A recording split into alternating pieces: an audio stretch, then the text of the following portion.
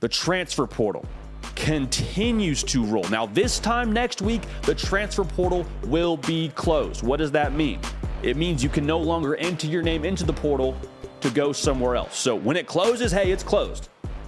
Now, that does not mean you have to commit by next week. It just means if you're going to go somewhere, you got to let everybody know beforehand. So April 30th is the last day to get that done. But a couple of names that have already found a home, or a couple of names that are close to finding a home, I should say. One name that has definitely found a home, the number one defensive lineman available in the transfer portal, Bear Alexander. Made headlines when he jumped in the portal, or intended to jump in the portal, on the day of Georgia's spring game, G-Day.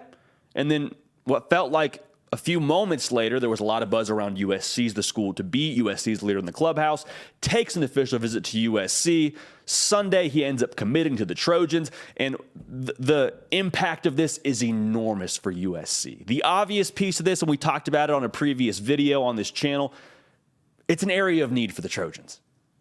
You and I both know this. The defense has got some ground to make up to ultimately get this team to where they want to go, and it all starts in the trenches, the line of scrimmage. That is what wins you games in college football. And so for Bear Alexander to now join the Trojans, you start looking at the way this defensive line is shaping up, and you're like, okay, you got a presence in the middle, a top 50 recruit in the middle. You have one of the number one players, or the number one player, according to the entire industry, Corey Foreman, on the edge in 2021, from the 2021 cycle, I should say. Anthony Lucas, 4-star guy on the defensive line as well. So you start to add the pieces together. You say, okay, Bear Alexander in the middle of that mix. The Trojans are putting together a pretty nice defensive front. So big-time get for USC. Bear Alexander is going to wreck shop in the Pac-12. Okay, a guy who played as a freshman for Georgia, saw a lot of action, had 2 sacks on the season, had a sack in the national title game. I said this before already. You don't play for Georgia as a freshman if you can't ball. So expect him to do more of the same at USC. Now, speaking of the Trojans, they're going to have another big-time official visitor this coming weekend. The number one available offensive lineman, or interior offensive lineman, I should say, Emmanuel Pregnant, going to take a visit to USC. This would be an enormous addition for USC. Now, if you remember correctly, Ethan White was going to go to USC, the offensive guard from Florida who was second-team all SEC a season ago. Due to some medical issues, doesn't look like he's going to be able to continue his career. Now, Emmanuel Pregnant, one thing that people love about him is he has a lot more eligibility left. I believe he has 2 to 3 years left of eligibility. So you don't just get Emmanuel Pregnant to be like a one-year solution and be a placeholder for whoever you get on the recruiting trail. Like Emmanuel Pregnant, you're going to be able to have for multiple years, continue to develop him, and also he's coming to you being able to play right away. Already has in-game experience at Wyoming. He's a guy that a lot of people want on their team. But as USC transitions to the Big Ten, to have a guy like Emmanuel Pregnant holding it down on the interior, that would be a big-time get for USC. So you're starting to add the pieces together here. USC is going to have Bear Alexander on the defensive side. If they could land Emmanuel Pregnant on the offensive side, it's a line of scrimmage game, especially in the Big Ten.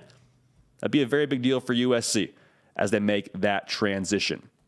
Make sure you're subscribed to the On3 YouTube channel. Follow me on Twitter. Follow me on Instagram at JD Piquel. We appreciate you for doing that.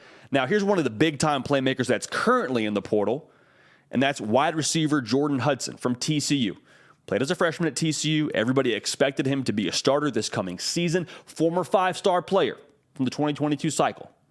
His comp for us at On3, Jackson Smith and Jigba. Okay, so the dude can play some ball now. Now, the leader in the clubhouse was perceived to be SMU. But the Auburn Tigers and Hugh Freeze got him coming on a visit this upcoming weekend. I'll just say this about Jordan Hudson. If Auburn does land him, I think you have a very serious conversation for him being day one your best wide receiver in that room. Okay, and that's saying something. As they're trying to flip the roster and get the talent level to where it needs to be to compete in the SEC because of what Brian Harsin didn't do on the recruiting trail or wasn't able to do on the recruiting trail, like Jordan Hudson would be an enormous get for that offense. And also think about the kind of style that Hugh Freeze wants to play offensively. Up-tempo. We're going to throw the ball around. We're going to spread you out. Jordan Hudson would fit really well into that scheme. I mean, fluid route runner, great release package off the line. He's obviously a 5-star caliber kid. I don't think it's a stretch to say he would make a big impact in that receiver room at Auburn. Now, Xavier Henderson is a 4-star guy who was previously at Florida, jumped in the portal, and he would be someone that I think the Miami Hurricanes would be very excited to get. He's 6'4", 195 pounds. The reason why I bring Miami up is because he's from Miami. And remember, the Hurricanes now, and their new offense under Shannon Dawson, it's going to be a little bit more air raid-esque in terms of their passing concepts. Not going to be an air raid offense, but they're going to definitely make a push to stretch the ball downfield. With Xavier Henderson's mix of size and speed, he would be a great addition to that group. Okay, so they're excited about what he could bring to the table. Keep an eye on Xavier Henderson and keep an eye on the Hurricanes in this one. It's still very, very early. But just got a feeling. The puzzle pieces are kind of lining up very nicely. Tyler Van Dyke needs an alpha wide receiver to throw to. Could be Xavier Henderson. Now, from one wide receiver to another, Montana Lemonius Craig from Colorado. We're going to talk about Colorado here in just a second.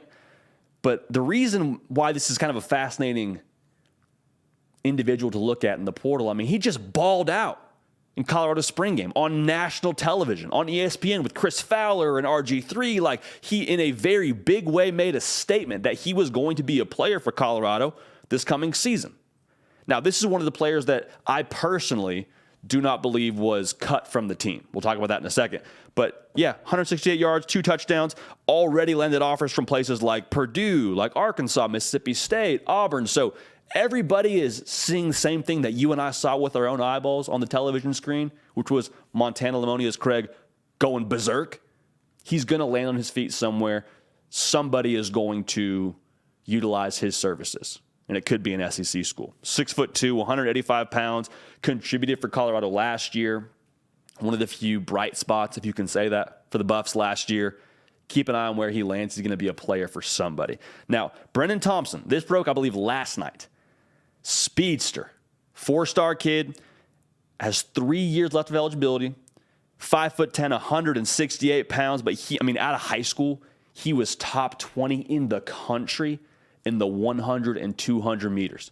Translation, my dude is very, very fast. He's going to be a vertical threat for Oklahoma. Again, transferring from Texas to Oklahoma. And when you look at this, it's hard to really blame Brennan Thompson, right? Because you look at that receiver room at Texas and just all the weapons they have. A.D. Mitchell, Xavier Worthy, Jonte Cook now probably going to factor in. Isaiah Nayor probably going to be a guy. Jordan Whittington. Like, you go down the list here, there's only so much football to go around, and Brennan Thompson, I think, is a little bit further down that list. Oklahoma, wide open offense under Jeff Lebby. They're looking for a wide receiver to step up. They got some guys they're excited about, but quite frankly, there's still a lot of football for receivers to make a case to get. And I think Brennan Thompson is going to fit very, very nicely there, or at least have a chance to make a case for himself to get some very real PT. Now, we'd be remiss if we didn't at least mention, while this is a business decision for Brennan Thompson, like, I believe this was best for his career, best for his lifestyle, whatever you want to say, good move for him to transfer. When it comes to October 7th for the Red River rivalry, like, it's going to be personal.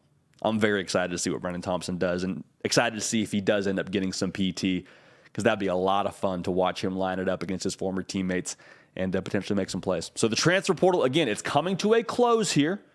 If you want to throw your name in, better do it soon, because as of April 30th, this thing will be coming to a close. You can commit after that. Want to make that very clear. You can commit after you throw the name in the portal, but we're on the home stretch of the transfer portal, and this time next week, we'll be talking about exactly who has officially put their name in there.